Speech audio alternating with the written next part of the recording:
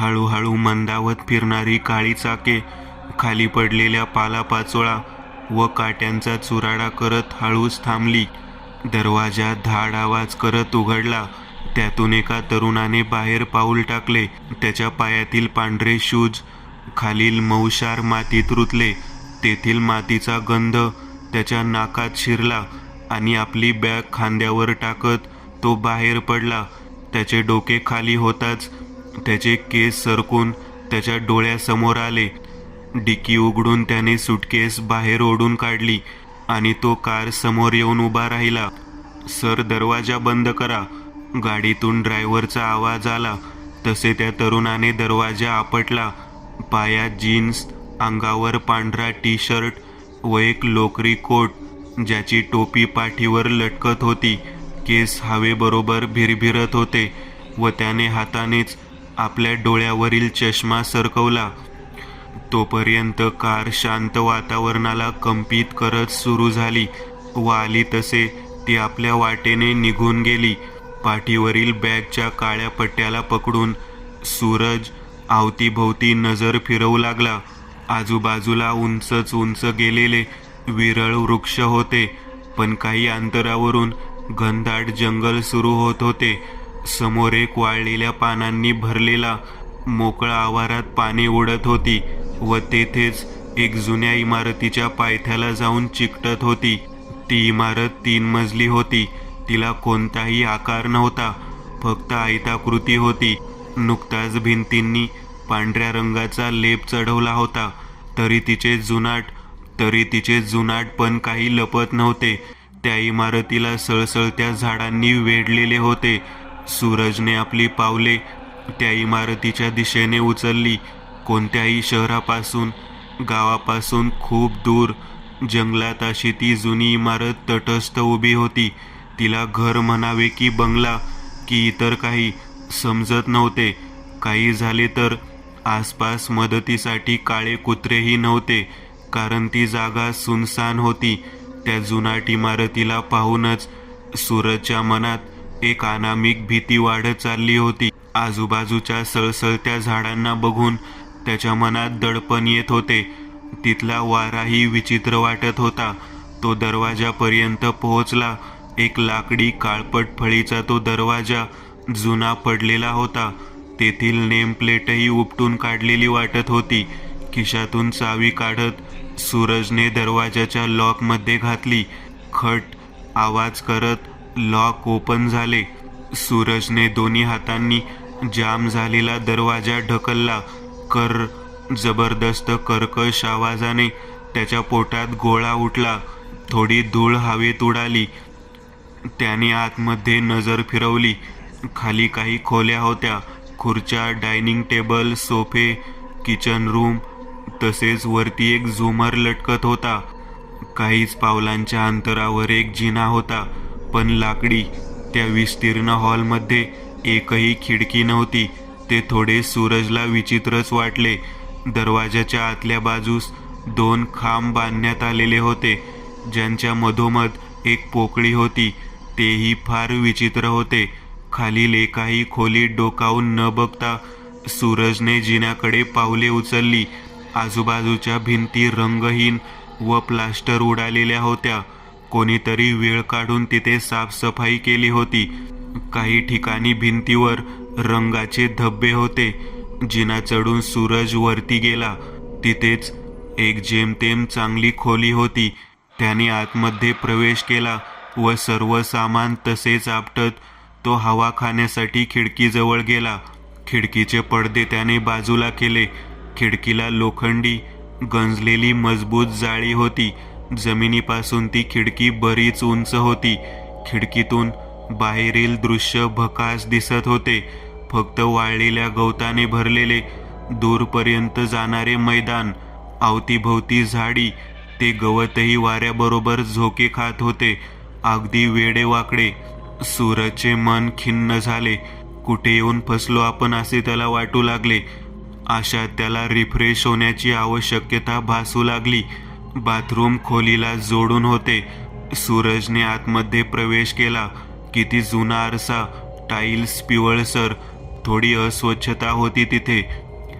पाठवायचे होते तर थोड्या व्यवस्थित जागेवर पाठवायचे होते. भकास, निर्जन, निर्मनुष्य, भयानक जागेवर कोण पाठवते म्हणत सूरजने नळ सुरू केला.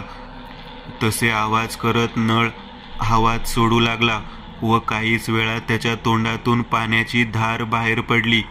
गार पाणी अंगावर घेत सूरज शावर खाली गुपचूप उभा होता. तिथे पाण्याचा सर्र आवाज तेवढा घुमला होता. एका क्षणी पाण्याच्या आवाजाव्यतिरिक्त आणखी वेगळा आवाज सूरजच्या कानी पडला. सूरज थोडा दचकला. तो आवाज असा होता जणू कोणीतरी अचानक दरवाजा ढकलला असावा. त्या विचारानेच सूरजच्या छातीत गरम झाले. पण या निर्मनुष्य जागेत फक्त एक जण आहे, तो म्हणजे मी, बाकी कोणी नाही. या विचाराने त्याने स्वतःलाच दिलासा दिला. तेवढ्यापुरता त्याला दिलासा मिळाला. आंघोळ उरकून सूरज बाहेर आला. तो दरवाजा आंघोळीला जाण्याआधी सूरजने बंद केला होता. तो खोलीचा दरवाजा सताड उघडा होता. मी तर हा दरवाजा बंद केला होता, म्हणजे कोणी खोलीत तर शिरले नसेल ना. सूरज विचार करता करता चांगला सावरला. त्याच्या छातीतील इवल्याशा काळजात धस झाले. नाही, कदाचित मी दरवाजा उघडाच ठेवला असेल. स्वतःला समजावत सूरजने दरवाजा बंद केला व तो आपल्या पलंगाकडे गेला, जिथे त्याने आपली सुटकेस ठेवली होती. पलंगावरील सुटकेस उघडून त्याने आपले आवडते कपडे शोधण्यास सुरुवात केली. तेवढ्यात कर आवाजाने त्याच्या कपाळावर घाम जमा झाला. धडधडत्या काळजाने त्याने मागे वळून पाहिले. दरवाजा किंचित लोटला गेला होता आणि क्षणात त्या फटीतून येणाऱ्या प्रकाशात बदल झाला. जणू त्याच क्षणाला तिथे काहीतरी हालचाल झाली असे त्याला वाटले. कोण आहे? त्याने धडधडत्या हृदयाने शब्द फेकले व पावले पुढे उचलली. त्याचे काळीज थोडे वेगात धावत होते व डोळे दरवाजाच्या फटीत खिळले होते. कान सावधगिरी बाळगत होते. त्याने हळूच दरवाजा उघडला व फक्त मान बाहेर काढून बाहेर पाहिले. उजवीकडे मग डावीकडे, पण फक्त भयानक शांतता व मंद प्रकाश. तो जुनाट भकास घराचा भाग.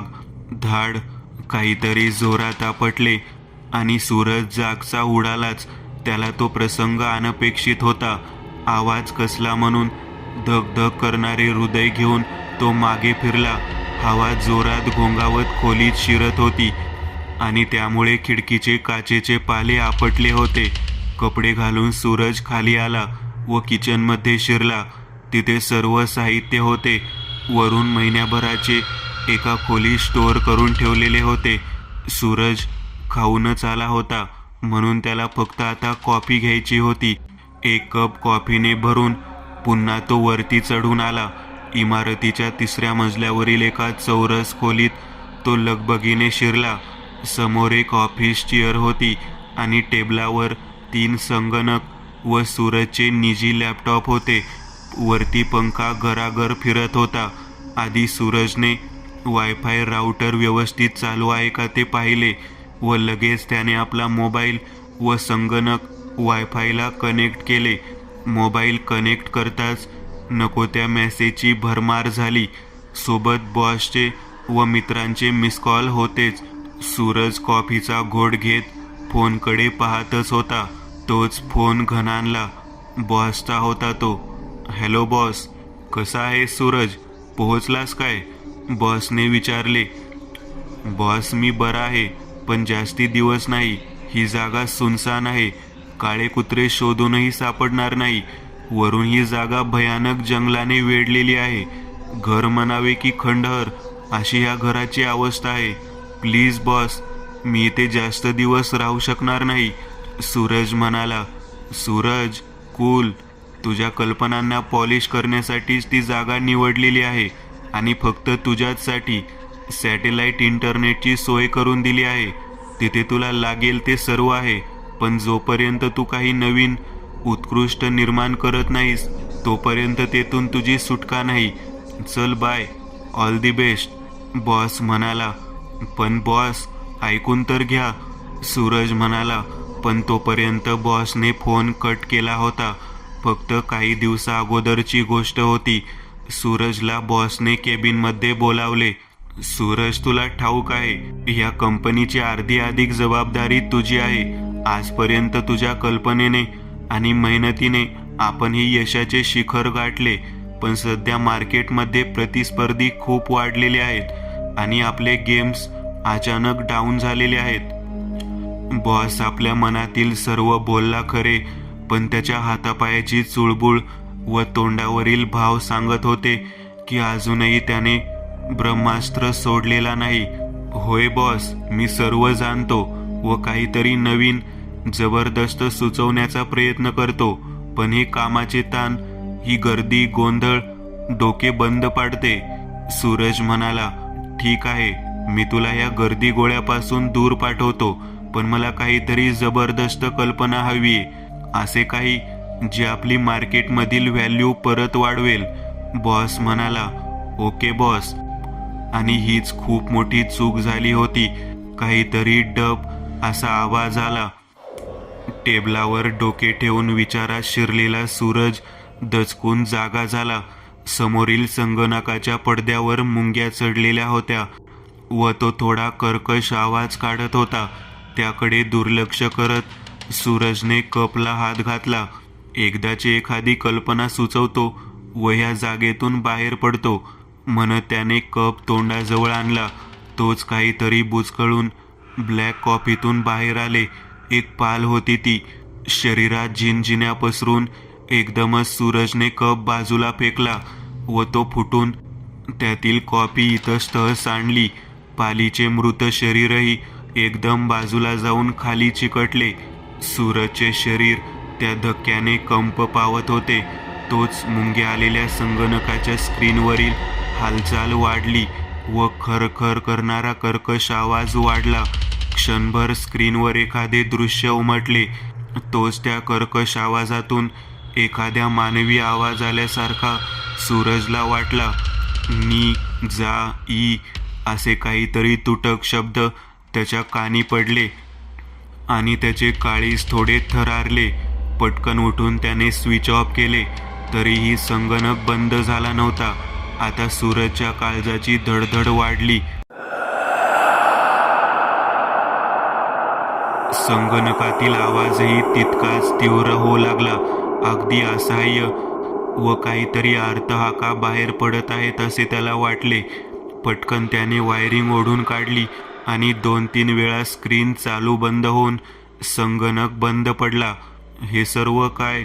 आधीची जागा काय कमी भयानक आहे जे असले धक्कादायक प्रकार घडतात, म्हणत सूरजने आपल्या तोंडावर जमा होऊन राहिलेला घाम पुसत तेथून पावले उचलली. तो दरवाजापर्यंत आला व पुन्हा तसाच कर्कश आवाज त्याच्या कानी पडला आणि ह्यावेळी त्यांच्या काळजात चीर गेली. चरचर भीतीची वीज त्याच्या शरीरात घुमली आणि एका क्षणाचाही वेळ इकडे तिकडे न करता तो मागे फिरला. संगणक पुन्हा चालू झाला होता. एखादे चित्र स्क्रीनवर राहून राहून येऊ पाहत होते. सूरजचे अंग आधीच चांगले शहारून थरथरत होते. त्याला पुन्हा घाम फुटला. श्वासाची व हृदयाची धडधडण्याची गती मोठ्या प्रमाणात वाढली. मोठी हिंमत करून त्याने 2 पावले उचलली आणि तोच संगणकातून जबरदस्त किंकाळण्याचा आवाज बाहेर पडला आणि ठिणग्या उडून त्याने क्षणात पेट घेतला. सूरज एक वेळ घाबरून दारावर जाऊन आदळला होता. छातीला हात घट्ट पकडून तो विस्फारलेल्या डोळ्यांनी समोर पाहतच होता. आग हळूहळू वाढू पाहत होती. समोर आणखी 2 संगणक, लॅपटॉप व स्विच बोर्ड होता. काहीतरी मोठे घडणार होते. पण सूरज अचानक भानावर आला आणि लागलीच पुढे धावला. समोरील लाकडी रॉड घेऊन त्याने पेटणारा संगणक खाली हाणून पाडला. एखादा कापूर क्षणात जळावा व पेट घेऊन खाक व्हावा तसे धूर ओकत तो संगणक पूर्ण जळून तिथेच काळा पडला. त्याच्यातून अद्यापही धूर बाहेर पडत नव्हता.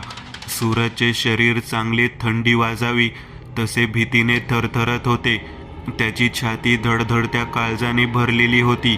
त्याने आपला हात तोंडावर घेऊन गळणारा घाम थरथरत्या हाताने पुसण्याचा प्रयत्न केला. समोरील बंद खिडकीची पाले आता थरथरत होते. काळोख कोपऱ्यात ठाण मांडून बसला होता. खोलीतील उजेडही एकदम कमी होता. अंगावर पांघरून घेऊन सूरज त्या शांततेला अनुभवत पडला होता. मध्येच कुठेतरी खट आवाज येत होता. बाहेर जंगलात अनेक जनावरांचे ओरडण्याचे आवाज सूरजच्या काळजाचा ठोका चुकवत होते. आज पहिलीच रात्र आणि इतकी भयानक. काय गरज होती बॉसला सांगायची, मला शांत ठिकाण हवे, कामाचा ताण येतो, आता भोगत म्हणा. सूरज स्वतःवर चिडला. असेच विचारात खेळता खेळता त्याचे डोळे लागले. रात्र पुष्कळ झाली होती. अचानक सूरजचे डोळे उघडले. तो कुठेतरी उभा होता, पण आपल्या खोलीत नव्हे. मला झोपेत चालण्याची सवय आहे, आजच कळाले, सूरज बडबडला. तोच त्याच्या कानांनी कसलासा किंचित आवाज टिपला आणि त्याचे काळीज जड पडले. आधीच त्याला समजत नव्हते की तो नेमका कुठे येऊन ठेपला आहे आणि वरून हे सर्व आवाज त्याच्या अंगावर काटा उभा करत होते. सूरज ज्या खोलीतून आवाज येत होता तिकडे सरकला. दरवाजा जुनाट डागाळलेला होता, किंचित उघडा होता. आतमध्ये पिवळा प्रकाश चमकत होता आणि तोच दयनीय, असहाय्य, वेदनेने विव्हळण्याचा आवाज सूरजला बेचैन करत होता. त्याने दरवाजा ढकलला आणि त्याच क्षणी अनपेक्षितपणे दिवा बंद झाला व खोलीत पूर्ण काळोख पसरला. त्याबरोबर सूरजच्या काळजाने छातीवर आपले हात आपटायला सुरुवात केली. थरथरत्या हाताने त्याने खिसे चाचपडले, पण मोबाईल नव्हता. आवाज वाढत होता व नाकात कुबट सडलेला वास जोराने शिरत होता. सूरजने आपली पावले पुढे उचलली आणि पायाखाली काहीतरी चिपचिप जाणवले. ती आडवी येणारी भिंत संपलेली होती आणि सूरजने अंधारात पाहिले, पण फक्त काळोख होता. आवाज मात्र स्पष्ट येत होता. जाणवत होते की कोणीतरी समोर काही अंतरावर उभे असावे आणि तेथून असहाय्य वेदनेने विव्हळण्याचे व कण्याचे आवाज येत होते. निघून जा इथून, थांबू नकोस. तिकडून आवाज आला. त्या आवाजाने सूरजचे शरीर शहारले. तोंडावरील हात काढत, कोण आहेस तू जे माझ्याशी बोलण्याचा प्रयत्न करत आहेस? मी कोण आहे ते सर्व महत्त्वाचे नाही, तुझा जीव महत्त्वाचा आहे. निघ इथून, नाहीतर मरशील. तो स्त्री आवाज पुन्हा सूरजशी बोलला. मला तुला पाहायचे, सूरज बोलला. तोच सर करत त्या खोलीतील बल्ब पेटला आणि रक्तातून चकाकत उजेड सर्वत्र पसरला. मांस टांगण्याच्या काट्यावर काही फाडलेली धडे लोंबकाळत होती. त्याच्यावर चांगला कसल्या तरी हत्याराने वार करून त्यांना फाडून टाकण्यात आले होते. त्यांच्या पोटातून आतडी, यकृत गळून अगदी निखळून रक्ताच्या थारोळ्या जमिनीवर पडलेले होते. ती खोली म्हणजे संपूर्ण रक्ताने भरलेली एखादा रक्ताचा तलावच भासत होती. सूरजचे काळी चित्कारत ओरडत जोडलेल्या नाड्यांना ओढत मोठ्याने छातीत आदळ आपट करत होते. त्याचे शरीर शहारून उठले होते. थरथरत तो मागे सरकला होता.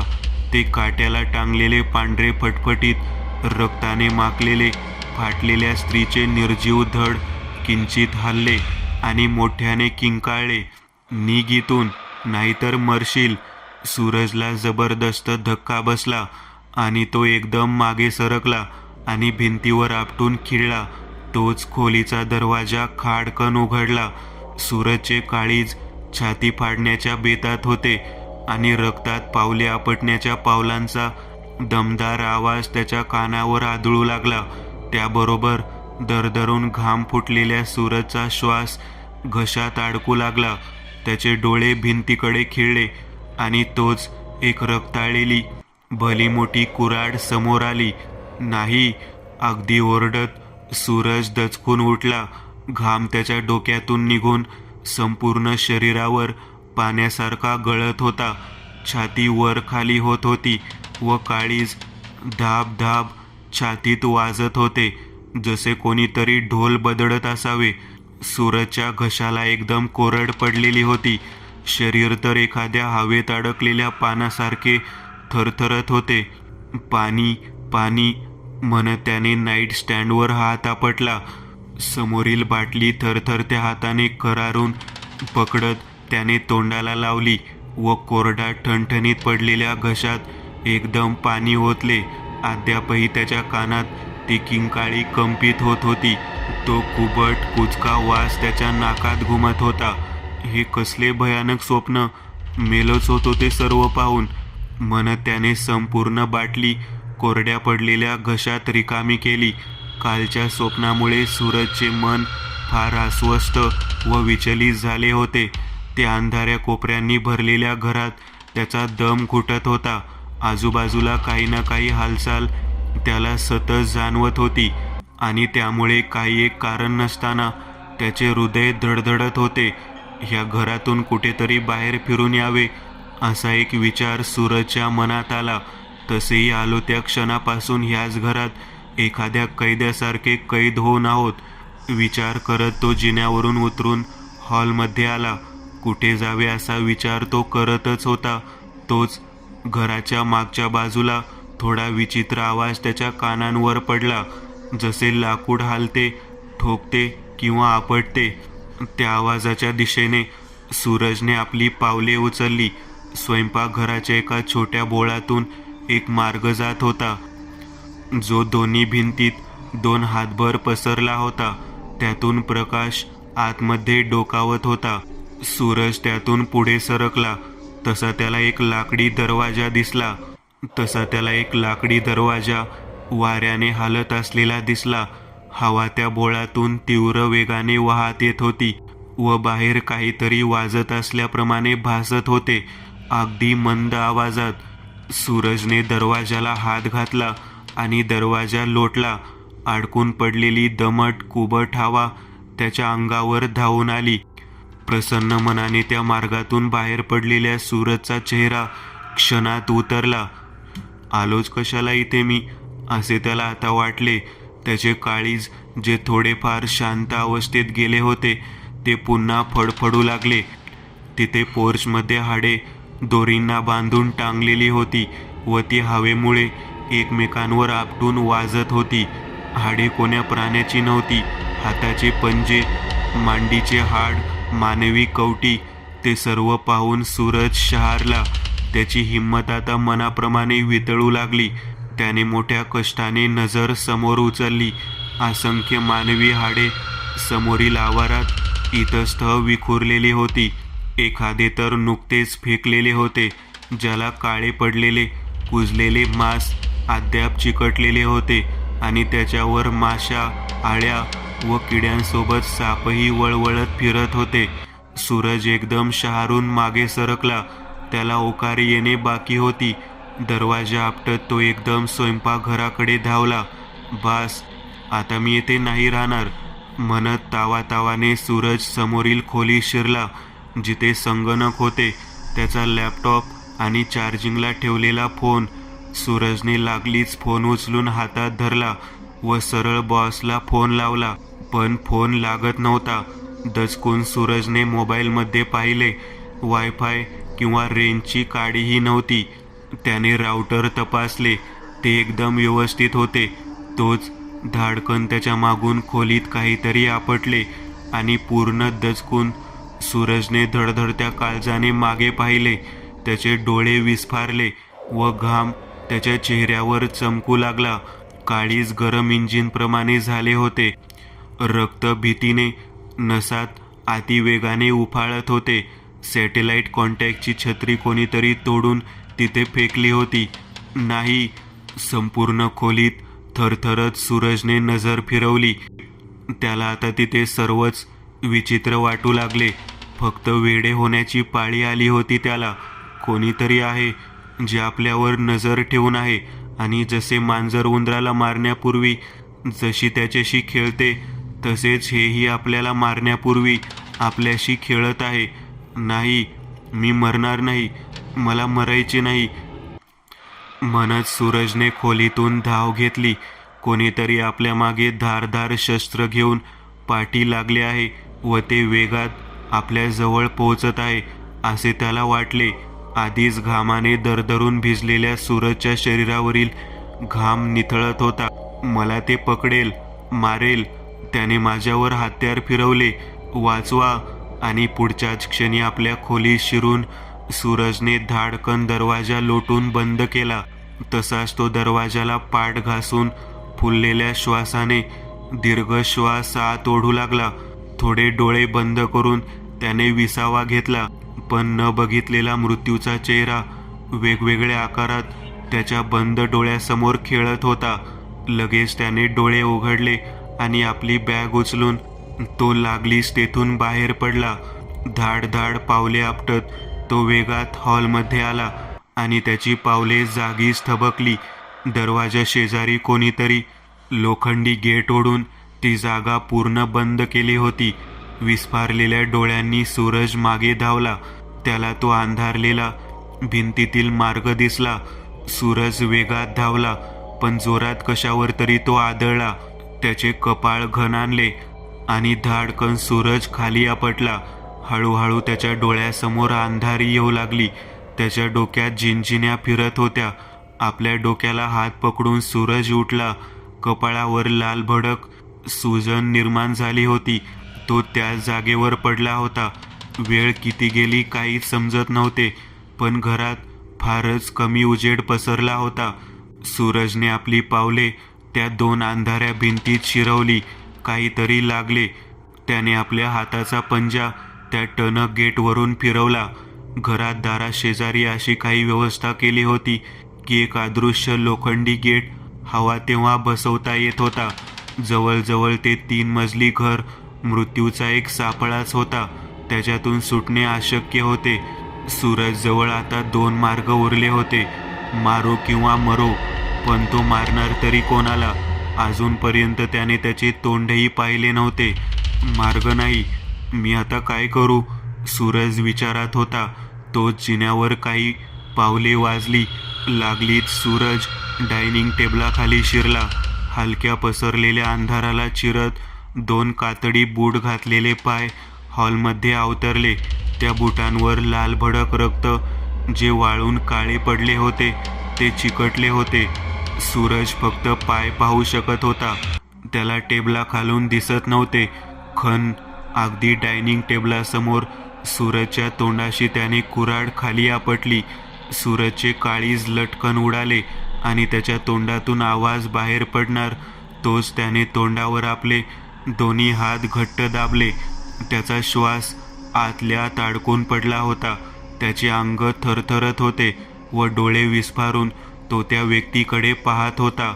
लागलीच ती भली मोठी कुऱ्हाड उचलत ती व्यक्ती जिन्याच्या दिशेने निघून गेली. तिचा जिन्यावर चढतानाचा पावलांचा आवाज सूरजच्या कानी पडला.